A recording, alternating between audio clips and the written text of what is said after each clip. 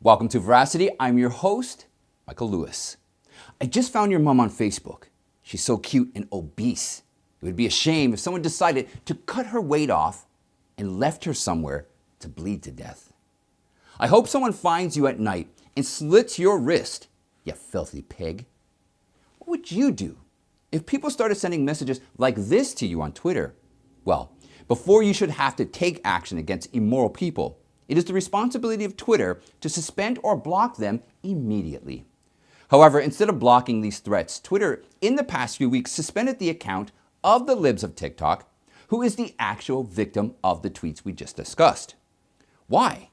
Because she was raising her voice against what she thought was inappropriate activities of liberal left-wing LGBTQ events and ideas? Also, a conversation from Twitter employees discussing their support of the individuals who made the threats was also released by an anonymous Twitter employee, which I'll talk about in a few minutes. But first, let's rip off the Democratic curtain of Twitter, because even Elon Musk stepped in to support Libs of TikTok.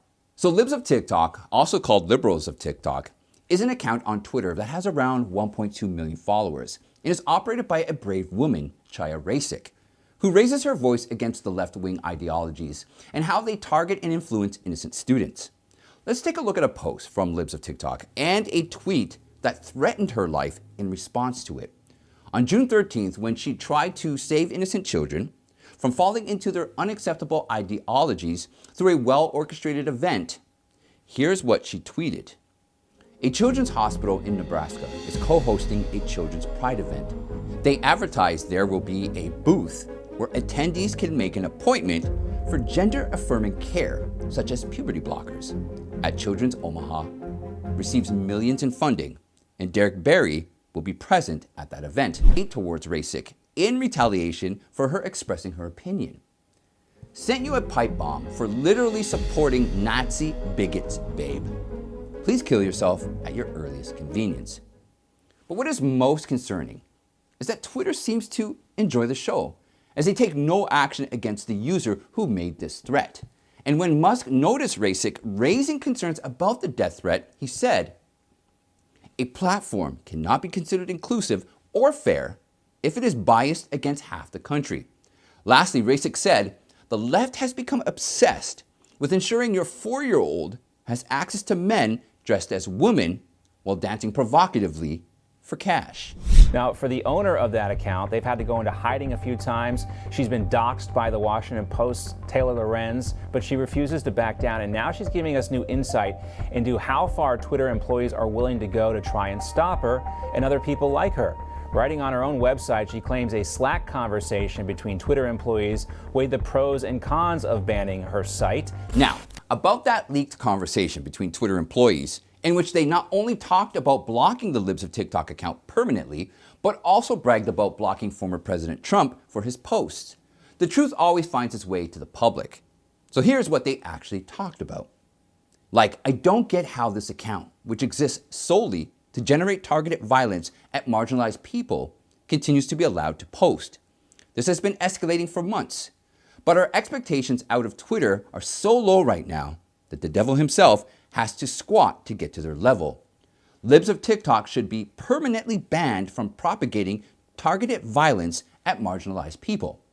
Also, another employee revealed their strategy when it comes to blocking the accounts of people who raise their voices against them. He said, "But if we deplatform this account, we might erode trust in our platform from users who already think we are irredeemably biased against conservatives." However, another employee went ahead and bragged about blocking former President Trump. He said, we successfully deplatted Trump.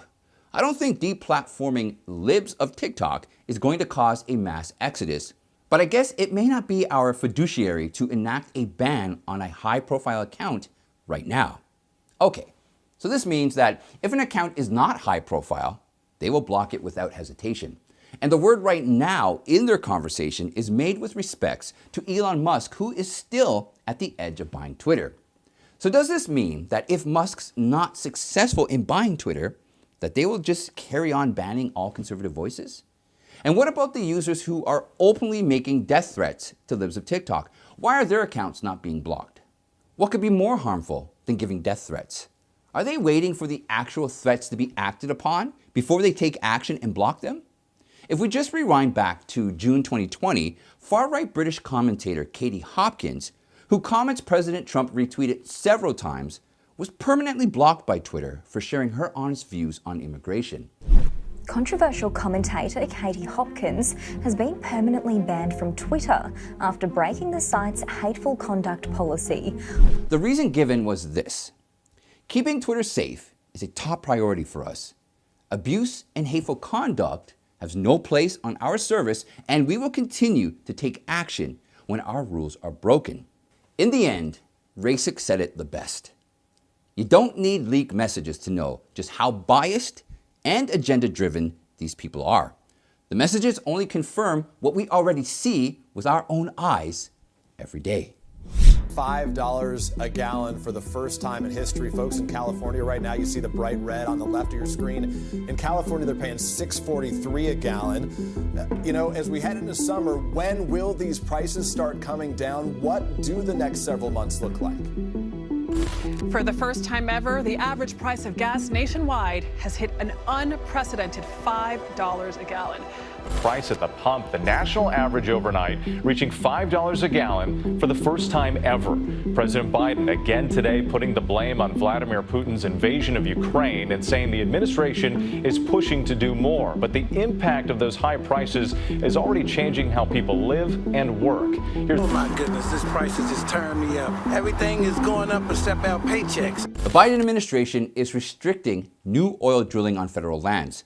They have been emptying strategic petroleum reserves since March, and their most egregious action was canceling the XL Keystone Pipeline project that could have easily normalized the fuel prices. All these facts clearly indicate that Biden is making sure that our dependence on oil gets completely replaced with sustainable energy at the cost of making every American suffer every time they visit the gas pump. And if anyone out there doubts for even 1 second that the Biden administration is not doing this intentionally, then listen to the statement made by the CEO of one of the biggest energy companies. Here's what Mike Wirth, the CEO of Chevron Corporation, said. Building a refinery is a multi-billion-dollar investment. It may take a decade. We haven't had a refinery built in the United States since the 1970s. My personal view is there will never be another refinery built in the United States. He also expressed that federal government's current policy is to reduce the demand for oil, making it very hard for companies to invest in building new oil refineries when a return on investment can take as long as a decade or more. Wirth also criticized the Biden administration by arguing that the oil capacity can be increased by investing in existing refineries. However, in the past 2 years, instead of producing more, the refineries, because of government policies, are facing shutdowns, and others are being forced to turn themselves into biorefineries. And let's not forget where we find ourselves today. The average price for a gallon of gasoline now stands at $5 per gallon nationwide, and California is still leading the race with its $6.40 per gallon. He's now investigating Kevin Morris, the attorney working with Hunter Biden, accusing him of working to, quote, shield his client and ultimately President Biden himself from congressional oversight. As we turn the pages of Hunter Biden's book of fraud, more astonishing facts and hidden secrets keep surprising us every day. And this time, Representative James Comer, who is a member of the House Committee on Oversight and Reform, has been focusing on a well-known Hollywood lawyer that is responsible for hiding Hunter Biden's fraudulent activities from the officials. That attorney is Kevin Morris, who, apart from representing Chris Rock and Scarlett Johansson, also defended Hunter Biden against recent allegations by forming a massive team of 30 lawyers.